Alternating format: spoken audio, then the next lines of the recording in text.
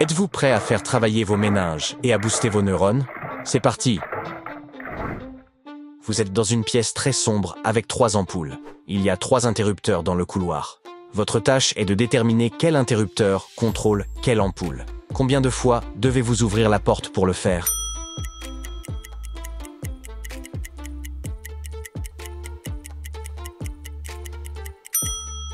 En fait, juste une fois. Allumez 2 interrupteurs en même temps et après un moment, éteignez le deuxième. Maintenant, entrez dans la pièce. Une ampoule est toujours allumée. Le premier interrupteur la contrôle. Tout ce que vous avez à faire maintenant est de toucher les ampoules restantes. La chaude est reliée au deuxième interrupteur et la froide est contrôlée par le troisième. Un garçon aime une fille et veut savoir quel âge elle a. Elle lui sourit mystérieusement et lui dit « Hier, j'avais 22 ans et l'année prochaine, j'aurai 25 ans. » Pouvez-vous deviner quand est l'anniversaire de la jeune fille et à quelle date cette conversation a eu lieu?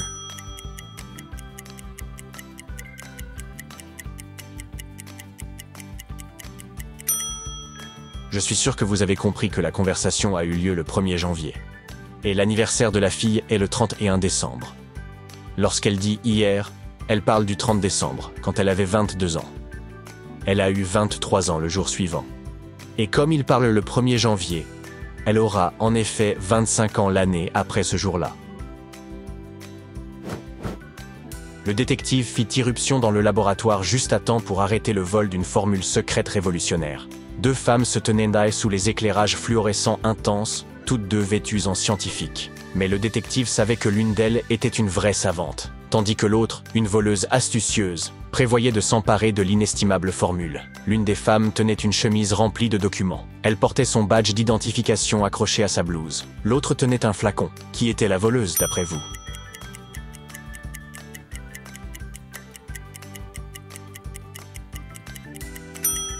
Le détective remarqua un détail subtil. Une paire de gants blancs immaculés qui dépassèrent de la poche de l'une des dames. Les gants de vrais scientifiques ne restent pas propres longtemps dans un laboratoire. Ces gants impeccables étaient un bon indice. Cette dame n'était pas en train d'expérimenter. Elle préparait un cambriolage et ne voulait laisser aucune empreinte derrière elle. Le détective décida de se reposer au parc. Soudain, il entendit une jeune fille pleurer. Elle lui dit que quelqu'un avait volé son chiot d'une race rare et très chère. 3 personnes, à proximité, se comportèrent de manière suspecte. 2 femmes et un homme. La première femme tenait une laisse et affirma que c'était la laisse de son propre chien. La deuxième femme tenait un sac de friandises pour chien et dit qu'elle n'avait aucune idée de ce qui s'était passé. L'homme dit qu'il était juste allé faire un jogging et qu'il n'avait rien vu. Qui mentait, selon vous?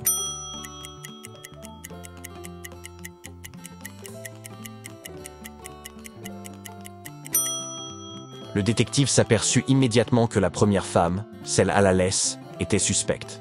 Il est logique pour une personne d'avoir une laisse si elle possède vraiment un chien. Mais cette laisse était très propre et n'avait donc jamais servi. Aucune trace d'usure ni de rayure sur le fermoir en métal. La deuxième femme avec les friandises les avait probablement apportées pour nourrir des animaux errants ou pour son propre animal de compagnie. Quant à l'homme, il n'avait pas l'air de mentir, il n'avait vraiment rien à voir avec cette affaire. Le médecin a donné à son patient 4 pilules de 2 types, 2 pilules de chaque type. Il est impossible de les distinguer les unes des autres. Mais il est crucial que le patient prenne une pilule de chaque type le matin et fasse la même chose le soir. S'il se trompe, cela pourrait lui coûter la vie. Et hélas, les pilules ont été mélangées. Vous êtes donc le seul à pouvoir sauver la vie du patient. Pouvez-vous déterminer comment il doit prendre ces pilules?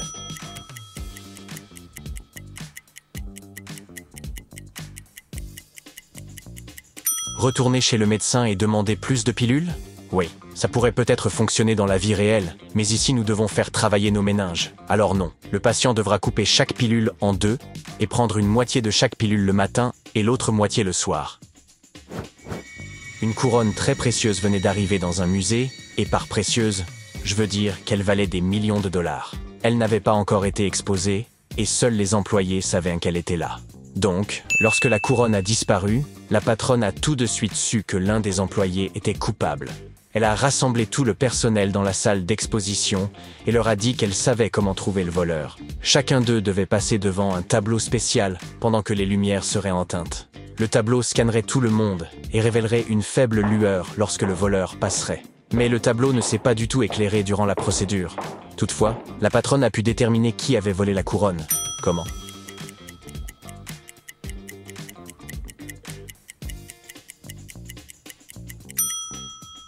Le voleur est le seul à ne pas être passé devant le tableau, croyant qu'il déclencherait la lumière, mais la patronne avait tout inventé. Un voyageur du temps venu du futur a accidentellement emprunté le mauvais portail et s'est retrouvé dans notre époque. Le portail qu'il a utilisé s'est refermé. Et maintenant, il est coincé. Il a cherché un moyen de le rouvrir et a remarqué un message étrange qui brillait sur un écran à proximité. Comment peut-il utiliser ce message pour rouvrir le portail?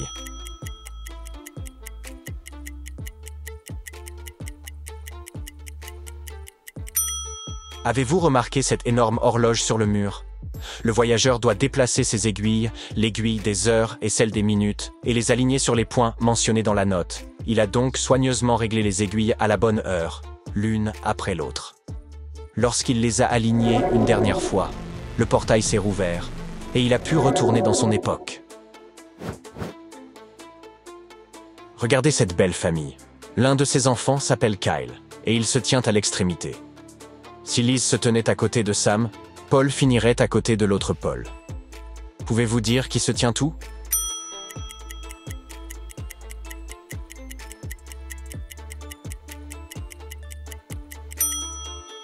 Liz n'est pas à côté de Sam. Pour qu'elle soit à côté de Sam, la fille devrait se tenir à la deuxième place à partir de la gauche. Alors, les deux Pauls se tiendraient côte à côte sur la droite. Les voici donc de gauche à droite. Kyle, puis Sam, Paul, Liz et le deuxième Paul. Vous vous tenez devant une porte verrouillée. Votre meilleur ami est piégé de l'autre côté. Tiens, quelque chose apparaît à l'écran. Il y a un marteau, une pièce de puzzle, une lampe de poche et une corde. Vous devez résoudre cette énigme pour sauver votre ami.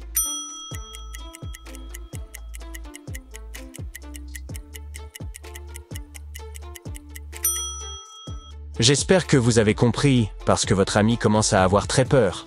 C'est la lampe de poche. Vous devez éclairer le code caché sur la porte pour la déverrouiller avant d'utiliser les autres outils.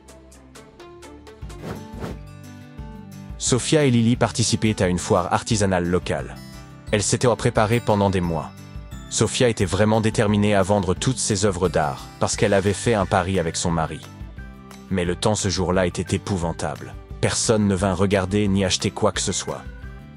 Après des heures d'attente sans aucun client en vue, les deux filles étaient vraiment contrariées. Finalement, elles ont eu une idée astucieuse pour tout vendre, mais sans gagner un centime. Qu'ont-elles fait?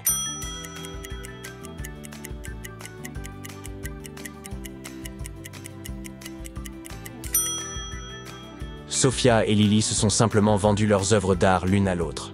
Aucune d'elles n'a réalisé de profit ni de perte, mais techniquement, elles ont toutes deux réussi à tout vendre.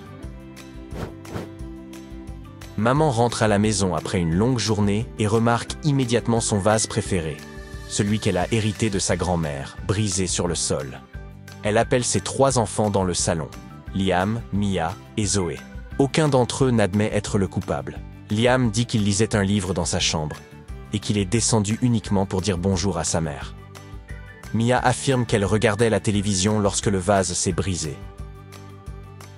Zoé dit qu'elle dormait, mais que le drame du vase l'a réveillée. Leur mère a inspecté la scène et a deviné qui était le responsable. Qu'en pensez-vous?